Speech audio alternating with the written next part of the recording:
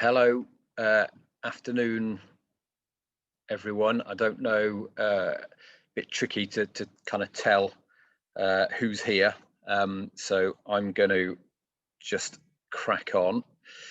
So I'm here to talk about the Aston Villa Football Club and the foundation and the work that we do as a club and as a foundation specifically around sort of disability and diversity and inclusion. So what I wanted to do with this was to kind of give a full and honest appraisal about the work of the foundation and the club and what we're good at and why we're good at it and what we're not so good at and what the challenges are. So it's not one of those presentations that kind of, you know, makes out that everything is all hunky-dory and rosy, because whilst it is a lot of the time, that's not always the case. So I think it's important to share kind of, you know, learning good and bad. So just to give you a quick overview. So the things I'm going to talk about is our diversity as a club, as a city. Going to talk a little bit about the club and what it does from a disability point of view. Talk specifically about what we do within the Aston Villa Foundation, and then talk about some of the challenges that we've got. So like I said before, it's kind of what are we good at, what are we not quite so good at, and how can we improve. So in terms of Aston Villa and the city, so we're based in Birmingham. There's a city of 1.1 million people. It's 53% from a white British background, so one of the most diverse cities in England. It's also the youngest city in Europe from an age demographic. 40% of the people in the city live in the 10 most deprived areas of the country. So there are lots of little pockets of poverty and social issues and inequalities all over the city. We know that specifically relating to disability, that 4% of 0 to 25-year-olds have a long-term health problem or a disability, and that increases to 18% of the total population, so adults as well. So, you know, a significant kind of shift which you'd expect with long-term health considerations as people move through the life cycle, but certainly, you know, 4% of 0 to 25-year-olds registered disability. We know that out of the population, so 18%, approximately 40,000 people, 13.5% of those regularly take part in sport. So, you know, it's not a huge amount. Not a huge amount of people with a disability or long-term health issue do take part in sport regularly. So obviously we try to do our little bit to create opportunities for people. We also know that just 1% of adults with a learning disability are in employment in Birmingham. That's compared to 6% nationally, so significantly under. So people with disabilities in Birmingham are less likely to take part in sport and physical activity than you know, able-bodied, and also people with particular learning disabilities are far less likely to be employed than their kind of peers nationally. So the city itself faces a few sort of challenges when it comes to you know, inequality. So the little circle that's just come up on the map there, you'll see the Aston Villa badge and where we're located. From a foundation point of view, a lot of our work is focused in the area that's ringed, so immediately around Villa Park. You know, there are some of the country's poorest areas there, some of the highest levels of health, economic, employment, inequality. So, you know, we kind of figure in our approach is let's get things right in our own neighborhood before kind of spreading out across the city. So a lot of our community work is focused in our own neighborhood. When you look at that, it looks like a small part of Birmingham, but that's actually around 300,000 people that live in that particular area. So we've got it's almost a city within a city, which is where we focus a lot of our charitable work. But then for some things like disability, we do look across the whole city, work across the whole city, and we invite people in from wider the greater Birmingham area as well. So in terms of our diversity, so I thought it would be useful just to share this. So the club has 905 staff across all departments. We know that there are 20 people that came forward and said in a staff survey that they have some kind of disability. So that's just 2% of you know, the workforce at Aston Villa. We had 66.5% that didn't respond to that particular question. When we asked the same question about people's ethnic backgrounds, we had a 50% no response rate. So, you know, what that kind of, you know, what you may read into that is that people are kind of less comfortable about disclosing you know, whether they've got a disability of some description, whether that's a culture thing, you know, is it because it's hidden, or sometimes it's not visual, so people feel that they can kind of, you know, keep it under the radar. You know, we don't know the answer to that. So I think in terms of, you know, us moving forward and progressing, we need to look at the systems that we've got. So when we do this staff survey, we ask people about their gender, you know, and that is a question that we have to ask people, you know, and it's mandatory for them to complete it. That's not the case with ethnicity, and it's not the case with disability. So, you know, perhaps one argument may be that we need to make those mandatory, so at least we get some kind of response, even if it's prefer not to say. So at the moment, people aren't responding. We don't know why. So there's a thing about our systems. There's a thing about the culture, and, you know, is it that people think that those with a disability will be discriminated against? You know, have they had bad experiences in the workplace, whether it's Aston Villa or previously? Do they think they'd be pigeonholed, you know, because of any disability that they've got? So, you know, there's a piece around the culture and trying to make it sort of as open and inclusive as possible, and so people feel comfortable with coming forward. And then the other thing is around procedure. So, you know, whether it's about gender inequality, whether it's about ethnicity, whether it's about disability, you know, how are we recruiting? Where are we recruiting when positions do come up? And can we be a little bit more reflective of the city in which we operate? So just in terms of the Aston Villa Foundation and our board, so we've done a lot actually recently to diversify in our recruitment of trustees. So ultimately the people that I'm responsible to and that I feed into. So at the moment we have 8 trustees, so 50% of them are Aston Villa trustees, including chief executive of the club, and the others are members of the club's executive management board. And then we have 50%, so 4 trustees that are from external organisations, from a mixture of organisations and backgrounds. So we're 50-50 split in that sense. In terms of ethnicity, 75% white British, we're 25% from an ethnic minority. So that has actually improved recently with our latest kind of trustee recruitment process.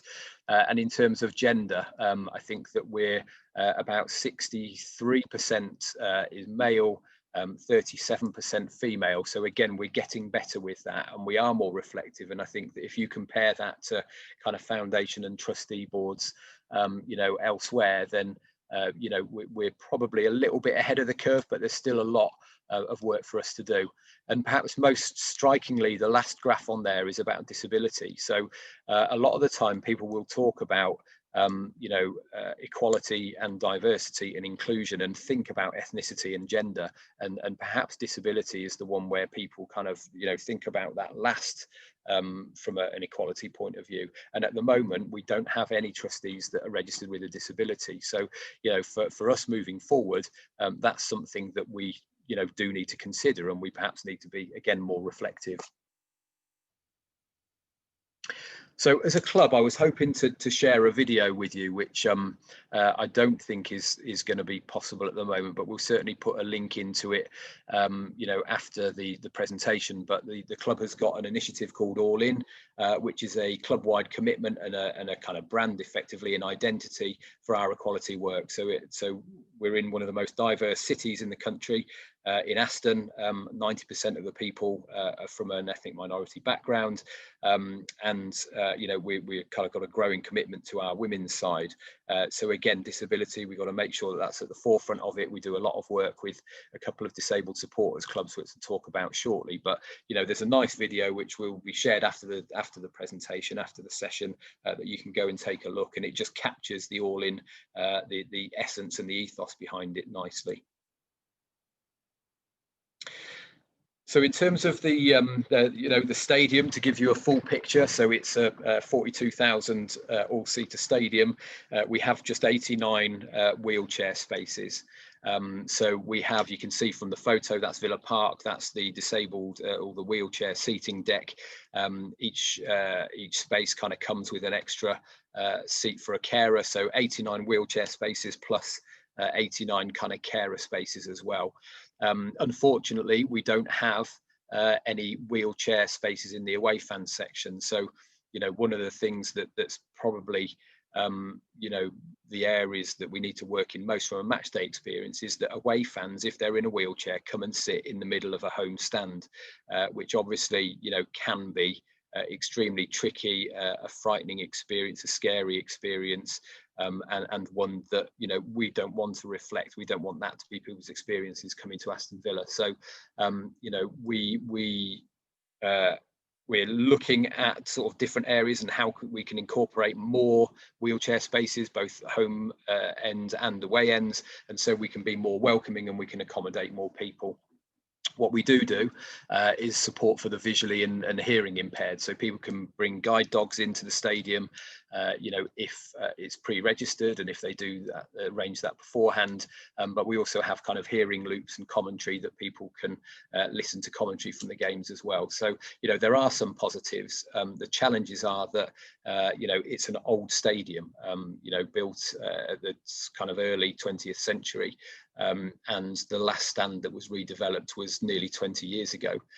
So, you know, we are operating in a confined space in an old stadium, a lovely stadium, but albeit it is an old one. So that presents kind of challenges for us when we're looking to modernise or whether we're looking to create space.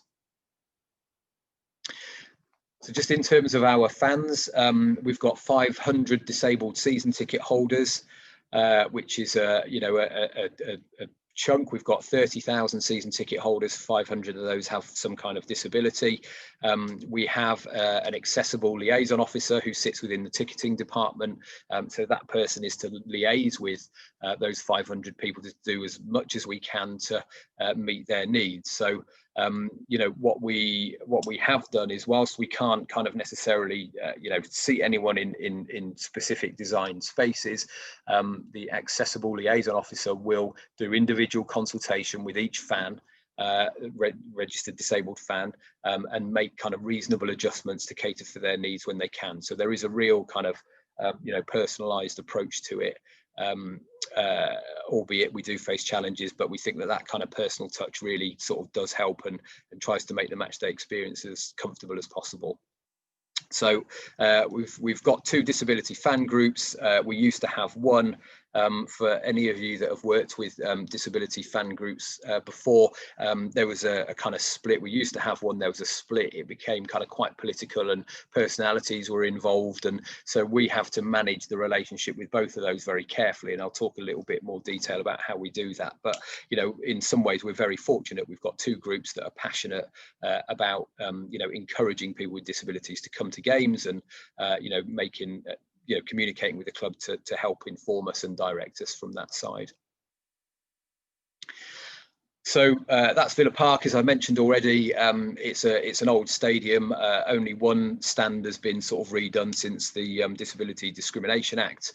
That was the Trinity stand. So in some stands we do have limited access from a lift's point of view. So, for example, the north stand that you see there, the one to the right hand side of the picture, you know, there isn't there's 3 tiers from a hospitality point of view, and the second tier is not accessible via lift. And the 3rd tier is available via lift, but you have to go through the club offices. So, you know, we're happy to do that.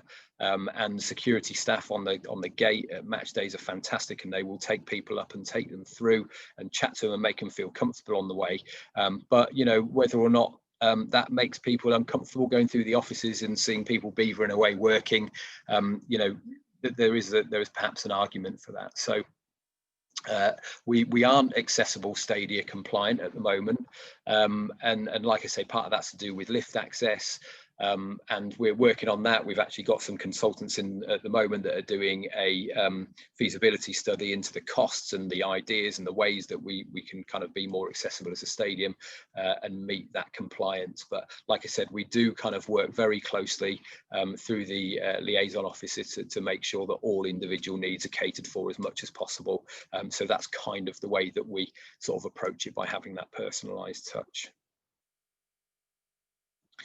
So I mentioned All In, and as I said, there's a video that will accompany the presentation. But what we must do, and I mentioned it at the start, is that, you know, quite often equality, diversity, inclusion, straight away people think of you know, ethnicity, and they'll think of gender equality. So we need to make sure that All In includes and the equality, diversity, inclusion agenda includes disability. So as a club, we have an EDI management group. So that is chaired by the Chief Corporate Affairs Officer, who's effectively kind of the second in command of the club. And it's got influential heads of department from across the club. So ticketing, commercial, health and safety, foundation, marketing, communications, media and content. So it's kind of a you know, next tier below the executive management group, so really kind of strong and influential. And the aim of that is to look at how we can, as a club and as individual departments, how can we become more inclusive for fans, for the local community, in terms of communication. How can we try and meet people's specific needs as much as possible? So we also have a shared equality and equality, diversity, inclusion lead with the club. So that's shared between the foundation and the football club. So this is a new role that Lucy's been in post for 12 months now, and has made some fantastic headway in terms of driving the EDI agenda. You know, from our point of view in the foundation, and I'll talk about some of our projects and activities, it's kind of scrutinizing what we do and who goes on our projects and how do we target them. So, you know, some real kind of forensic dissecting of our stats and the projects and the work that we're doing. So we also have an executive board lead. So you've got the board of directors, which is the two club owners and the chief executive. You then have an executive management board, and within that, the chief corporate affairs officer is identified as the executive board lead for equality, diversity and inclusion. So it means that it's regularly on the agenda at the highest level of management within the club. The club has recently committed to being a disability confident employer. So at the moment, that is a pledge, and that's saying to outwardly and publicly that we are looking to be more inclusive in our recruitment processes and more inclusive in terms of the work environment and how we allow and engage people with a disability into the workforce.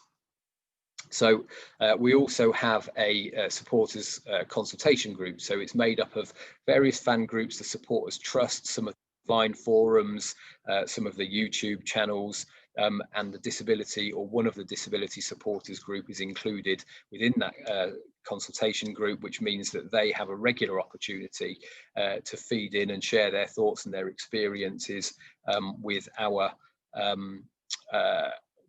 chief executive and our marketing and comms director. So again, it's kind of that closed forum, that private forum that you know, the disabled supporters can feed into as well.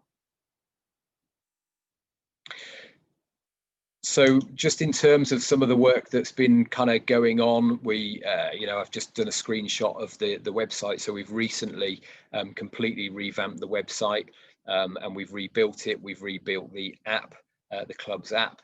And one of the main things that we were looking to do this when we did it, make it easier to navigate purely from a marketing point of view, but also to make it accessible. So the kind of the menu that you can see that's popped up on the left hand side there is an accessibility widget. So, you know, there's an opportunity for the text to be spoken to you, for the text to be bigger, for it to be brighter, you know, for it to be dyslexia friendly, to have you know, wider spacing between the words.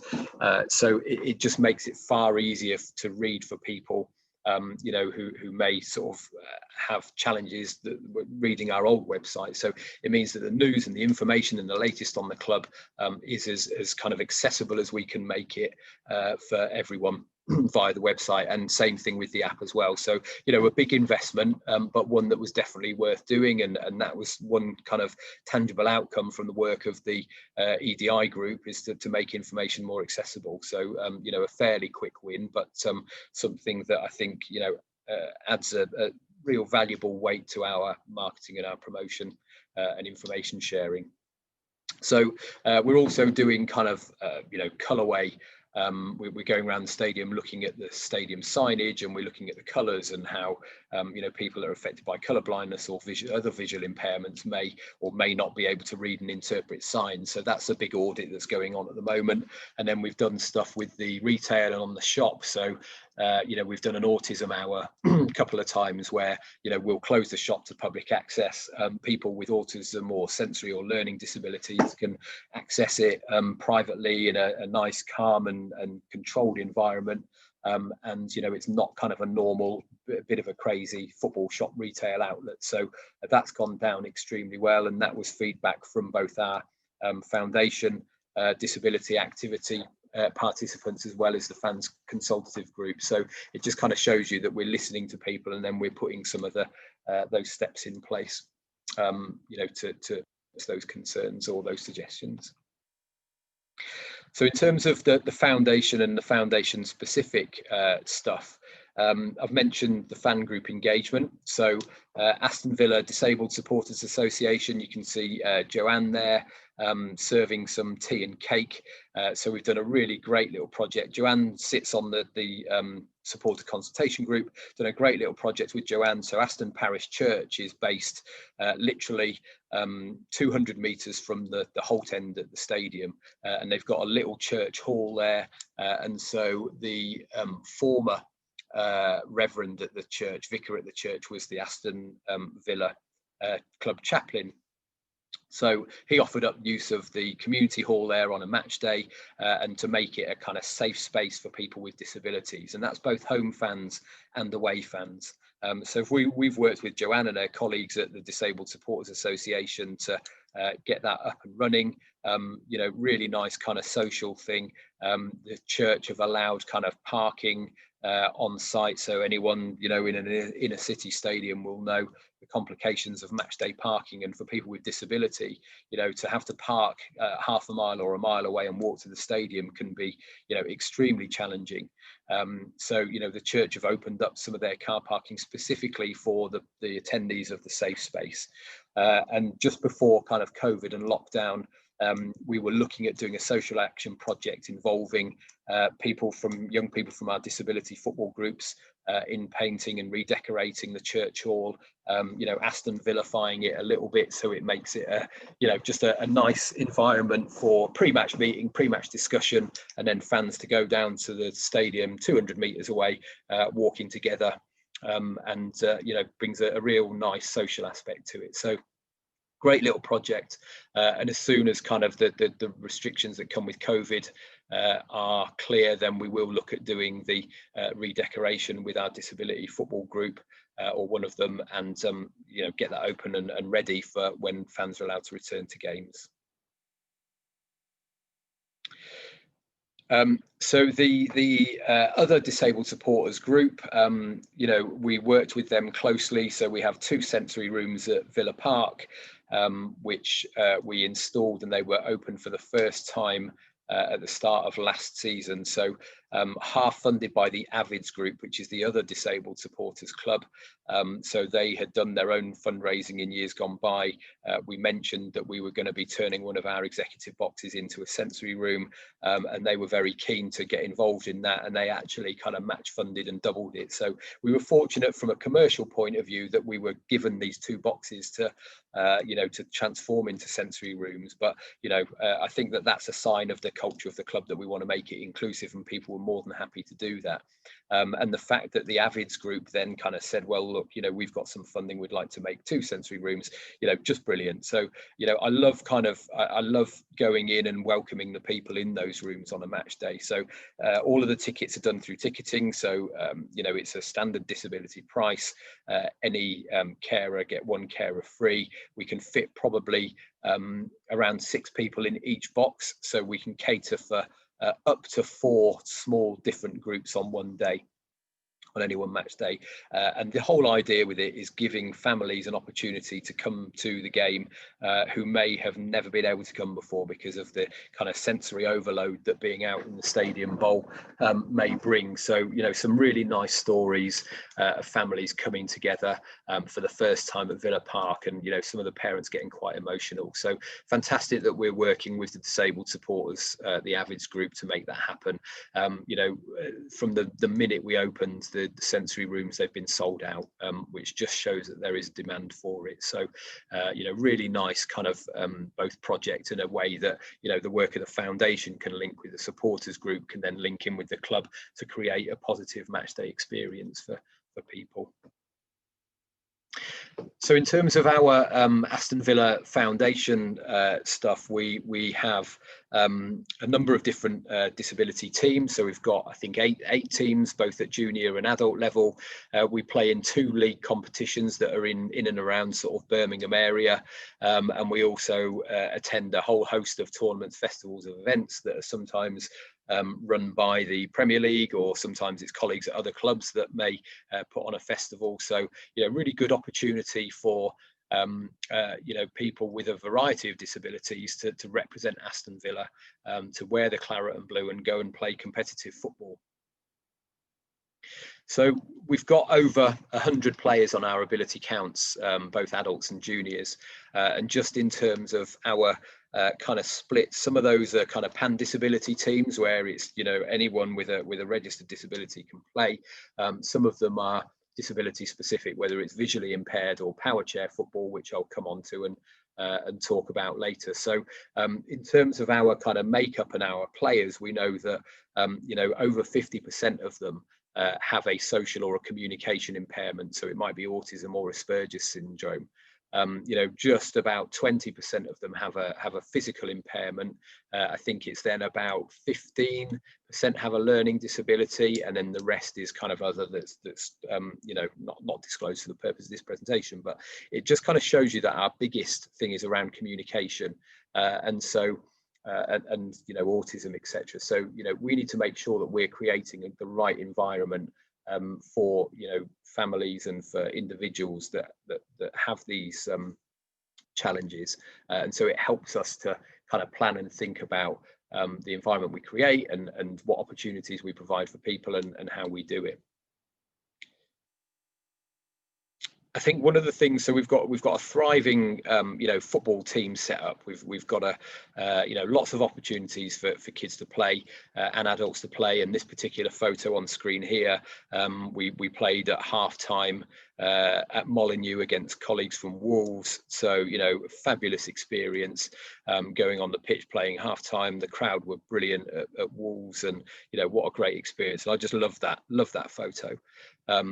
But what we need to do is we need to make sure that we don't lose the inclusive focus. So whereas kind of matches and tournaments and competitions are important, you know, we need to make sure that there's opportunities for all. And actually someone taking part because it helps to break down you know, social anxieties they've got is equally as important as someone playing on the pitch at Molineux. So you know, we need to make sure that we're offering both recreational and competitive opportunities to play, and it's not just all about the teams and about playing games and about the leagues.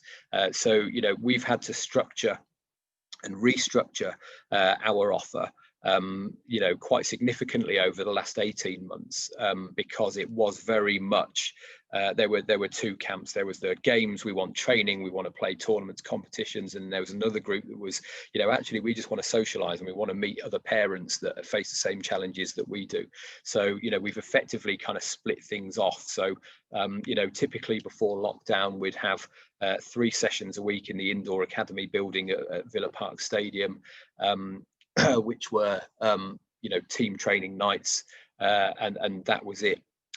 Sorry, we had one night that was a training night, and that was it. And probably about 12 months ago we split it off, and we have now 3 nights where, you know, Monday is an adult disability, Friday is a under 16 disability, and this is the teams, and then the Wednesday is the recreational stuff. So a block for under 16s and then a block for over 16. So we've separated it all, and people know what to expect now. So you know, players that play in the teams can come on a Wednesday as well, but they understand that that's just about fun and games. So we're trying to kind of cater for every need and every desire and every motivation that players and parents have got. And we think that, you know, we perhaps lost or that was lost sight of a little bit in previous years, but you know, we want to create opportunities for all, and it's important that we you know, we have different kind of levels of engagement for the different desires of people.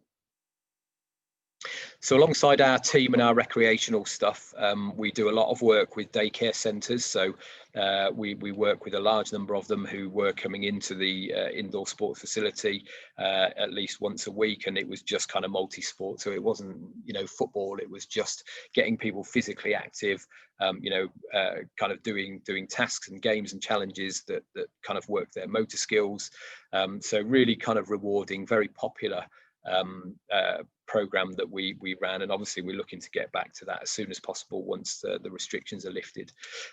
We do some work with SEN schools, so we host a special education needs school festival every week at the Villa Park in the indoor pitch, where I think there's about 15 or 17 schools come in to Villa Park, and they'll play on kind of a you know, a round robin basis. So you know, really good opportunity for them. The idea being that people can feed into our ability counts football stuff outside of school hours if that's what they wish to do. We also have strong partnerships with a number of local disability organisations and charities. So you know, whether that's learning disability, whether it's physical, so Birmingham Vision we work with. So we've got a wide range of partners as well. So we also do lots of inclusive sports festivals. I'm just being told to move along a little bit here. So Villa Rockets I've mentioned, which is our power chair team. So it's completely run by volunteers. Prior to kind of 4 years ago, I started at Villa 4 years ago. Before that, it was a relationship that was really in name only. But now we provide funding, we provide training, support, provide kit. We also have someone that sits on the committee and supports them with the management of it, the health and safety and the safeguarding teams, support with risk assessments and risk management. And for me, it's a perfect sustainable disability football structure because it's run by volunteers who will be here long after I've left. They do it because they're passionate about it. We provide, you know, resources and expertise to help them do that. So, you know, a really good relationship with the Villa Rockets, and something that I'd thoroughly recommend.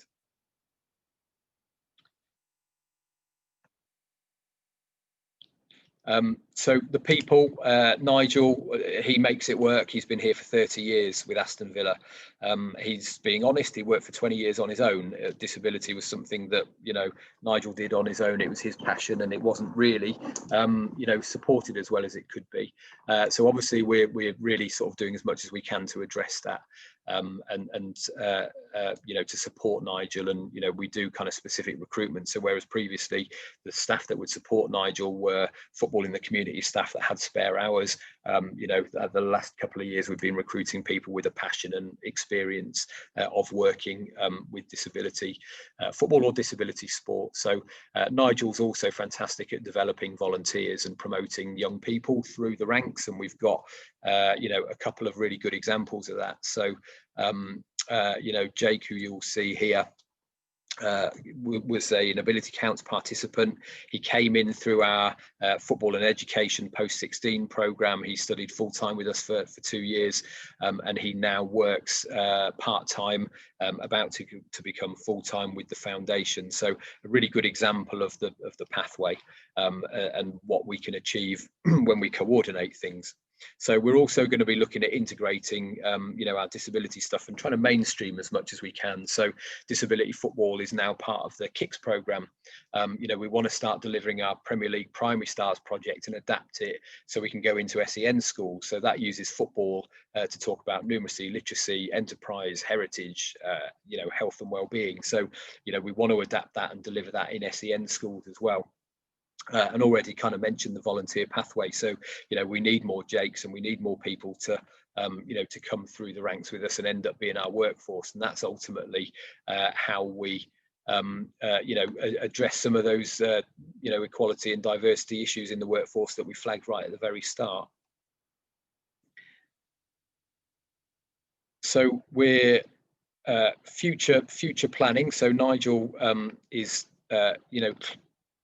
coming close to retirement, and he'll carry on as long as he can. But Aaron, next generation, so really passionate and committed member of staff. We're already planning for 2-3 years ahead, where Aaron will take on the mantle and take the disability programme forward.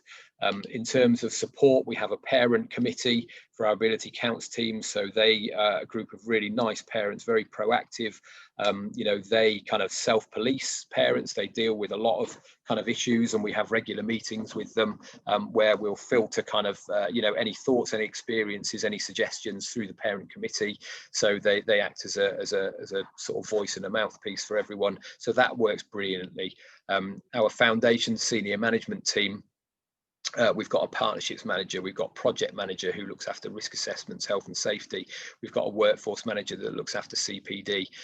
So all of those support Nigel and support the disability programme with their particular area of expertise. So rather than him being on his own, he's got a whole team of experts behind him that work across all of our projects, including our disability work. And the same with the safeguarding and health and safety teams. So the challenge is, it's not cheap to run. It's higher costs, higher staffing costs, higher facility costs. At the moment, we're currently funded for our under 18 work, but not our over 18 work. So we're doing it as part of our commitment and our charitable objectives and commitment to equality. Finding suitable facilities and creating suitable environments can be a challenge, particularly during kind of COVID and lots of external facilities closing. It does take a considerable amount of time from a safeguarding and risk management point of view. Making changes can be hard. So I talked earlier on about how we kind of timetabled the programme, and that took a lot of planning and a lot of execution and a lot of support from the parent committee to make that happen. So even changing from a Friday to a Monday night, has a big impact on people who are used to kind of systems of process and everything being kind of uniform. So, lots of sensitivities around that kind of thing. It's not just that easy to say, right, we're going to shift to a Monday. That took a good 3 or 4 months of planning. So finally, what do I think? Strengthen our own SWAT. So we've got committed staff, we've got good, kind of safeguarding health and safety processes, got good relationships with parents, with players, with community groups and charities in the city, great parental support and involvement, and the value of the disability work is recognised, absolutely. Weaknesses, we're not particularly good at sharing what we do. Traditionally, we've kind of stuck with what we know and the groups that we know, and we're really trying to break that down. And that's kind of habit from Nigel's point of view, which he'd be the first to admit, but he's massively open and receptive to trying to get more people involved. So, that can be a challenge. Referrals and recruitment, we tend to rely on word of mouth, so we can get better at that. And unlocking funding, we can get better at accessing funding, particularly for our over 18s. So opportunities, there's lots of schools and groups in Birmingham still to work with, about 57 SEN schools in the city. We're working with about 17 of them, so still plenty of work to do there.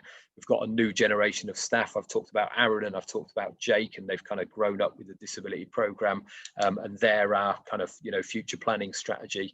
But we've got a great foundation to work from. We've got an established track record in terms of what we do.